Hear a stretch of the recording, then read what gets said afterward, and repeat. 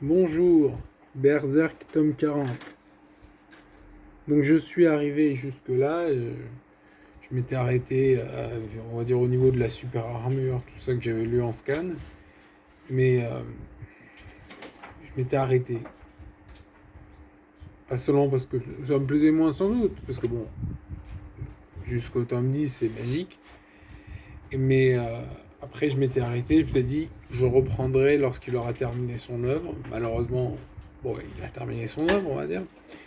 Donc là, je suis reparti du tome 1 jusqu'au 40 et j'ai lu. Et là, résumé du tome 40, parce que j'ai trouvé sur internet, j'aimais bien lire des petits résumés. À la fin de. Genre, je lis le tome 15, je lis un petit résumé, tout ça, c'est marrant, ça permet de bien. Donc là, pareil. Alors, je vais faire un petit résumé. En fait, je vais faire plus que ça, hein, mais là, déjà, on commence par un petit résumé. Donc, ça spoil par contre, hein. Oust. Donc à Elfhelm, donc là c'est le point de départ. Le groupe de Guts rencontre le roi, la reine, des pétales virevoltants, qui connaît un moyen de rendre la raison à Casca, qui est un peu... Donc, empruntant le couloir des rêves, Shirke et Farnèse vont descendre tout au fond de l'esprit de la jeune fille et rassemblent des fragments de ses souvenirs. Elles arrivent enfin au dernier. Casca redeviendra-t-elle comme avant? De son côté, la nouvelle troupe du Faucon, menée par Griffiths, prend une nouvelle initiative. Alors, on va faire un résumé, on va dire, hein, du tome 40. Après, il y aura une réflexion sur l'œuvre, la suite, tout ça. Alors, Shirke et Farnèse, elles se promènent en rêve, donc dans l'esprit de Casca. C'est une forêt de cadavres. Donc là, elle s'approche de ce qui la rend un peu différente, enfin, de son traumatisme. On sait son traumatisme, mais elles ne le savent pas. Alors, elle rencontre deux grosses... Ah oui, ça c'est pas mal, ça. Je vais vous montrer. J'ai mis un marque-tapage. Je sais pas si vous voyez bien, là. Hein? Rencontre deux grosses verges, je trouve que c'est des grosses verges. Regardez. Donc issu donc de la psyché de Casca, hein, on voit... Ah oui, ça c'est après quand elle se met à cracher de la... Enfin, on sait pas ce qu'elle crache, mais bon. Elle rencontre donc deux grosses verges, issues donc une bite donc qui crache quelque chose, on sait pas quoi. S'ensuit une bagarre, donc les monstres à tête de gland en fait qui poursuivent les deux jeunes filles. Donc on sait pas ce qui va se passer. Bon, je vous rassure, hein, donc vous savez, vu que vous écoutez cette review que si vous l'avez déjà lu. Donc la course-poursuite, tout ça. Et le gardien du dernier fragment, il menace. En fait, il y a Griffiths qui est là, enfin en chien, qui aboie. Et en fait, on voit Guts se morphe en berserk, en fait. Et donc il y a le combat, tout ça, machin. Il y a Shirke, son chapeau qui s'envole. Elle voit Flora, qui lui avait dit ouais, je te verrai en rêve, machin. Bref, ils arrivent à la source des mots de Casca. On voit le visage de Femto. Je vais disperser les ténèbres qui t'encerclent. Là, je cite. Donc, en fait, on voit... Oui, c'est énorme, ça. Est-ce que je l'ai mis en marque-tapage? Ah oui, oui. Parce qu'en fait, on voit le Chibi Casca qui, qui, euh, qui ouvre le sein de la poupée Casca et qui en fait, il rentre dedans. Ah, regardez. Si on va bien le voir. On le voit mal, le voit. Donc, elle ouvre le sein de la poupée de Casca et rentre. Et en fait, ça se passe en fait pour elle, on sait pas en fait, parce qu'en fait ça se passe en une journée, mais en fait peut-être des mois, des années, je sais pas combien de temps ça prend. Et donc là, la véritable Casca, là, qui se réveille, qui reprend conscience. Et ça c'est trop bien, c'est énorme. Donc moi ce que j'aimais aussi c'est la citation, attends, il faut que je la retrouve. Parce qu'en fait, tu lui demandes genre qu'est-ce que plus comment il tourne sa phrase, mais... Alors, Guts, t'en penses quoi? C'est genre, un truc comme ça. C'est genre...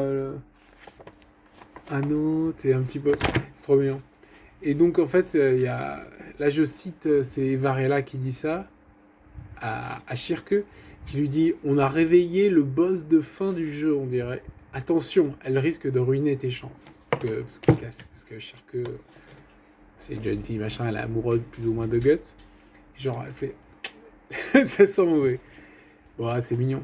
Donc, souvenir, patati, patata, il y a quelqu'un que tu as envie de revoir, genre, ah non, tu sais, genre... C'est trop... c'est mignon, il y a plein d'images. C'est, c'est juste un peu dommage, parce qu'après, bon, ça part sur autre chose, mais en fait, on voit... attendez. Parce qu'en fait, on voit pas vraiment la retrouvaille, tu vois, genre... Guts et Casca qui sont là, ça envoie de belles images. Bon, là, vous voyez pas, mais c'est genre...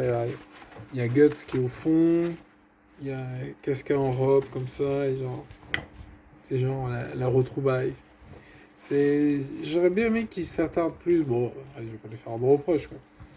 Mais j'aurais bien aimé qu'il s'attarde plus sur cette partie-là. Il y a quand même des très belles images. Je vous conseille évidemment de lire Berserk. Hein.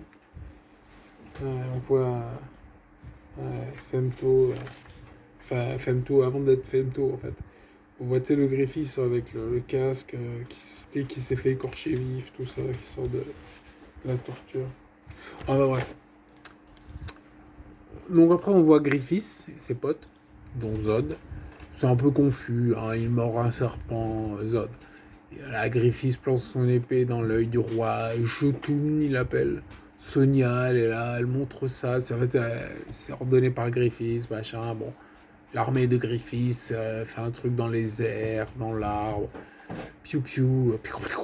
Voilà, retour à Falconia, bref. La partie principale, ça reste évidemment le retour de Casca. Il y a une belle cote. Marcher aux côtés de Messire Griffiths, c'est vivre au sein même d'une légende. Voilà, bon, ça finit. C'est dommage, je trouve qu'il aurait dû plus se concentrer sur... Mais bon, après, on va pas faire des reproches. Voilà. Parce que l'œuvre, globalement, elle est nickel. Mon manga. Moi, j'avais découvert ça à travers la série animée des fins des années 90. J'avais découvert en 2000. Ouais. C'est vrai que c'est énorme. Quand tu les vois comme ça et que tu arrives, t'as l'occultation.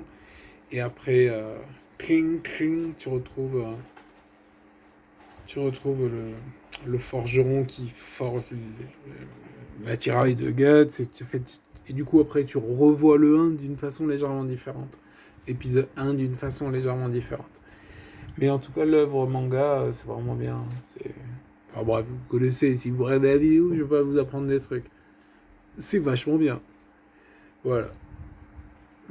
Et moi, la suite, moi, je me dis que bon, Miura Sensei, il a dû parler à ses acolytes. Il a dû, je sais pas ce qu'il voulait faire, etc. Il y aura une suite. Ça sera pas pareil, vu que c'est pas Miura Sensei. Il y en aura qui diront, ouais, c'est nul, là, tout le monde. Ah, mais si, c'est bien. On verra. De toute façon, moi, je pense que ça peut être sympa, mais c'est pas pareil. Là, l'œuvre de Miura pour en parler, elle est terminée. Kentaro Miura a fait son manga, il est mort, paix à son âme. Et voilà, après la suite, ses envies, il a dû en parler, donc peut-être laisser des notes aussi. Mais c'est pas pareil. C'est pour ça que j'aurais bien aimé qu'il y ait plus de... Mais bon, après, tu peux trouver ça, je pense, sur Internet. Des trucs un peu... Après, il y aura des doshinshi aussi, à mon avis. Mais bon, je ne donne plus dans ça, donc là, je m'en lave les mains. Bref, voilà. Donc, en conclusion, c'est Kimarak, c'est excellent. Je vous conseille de le lire. Et de m'envoyer de l'argent aussi. De vous abonner, de liker, de partager. Allez, ciao. Ouais, ciao.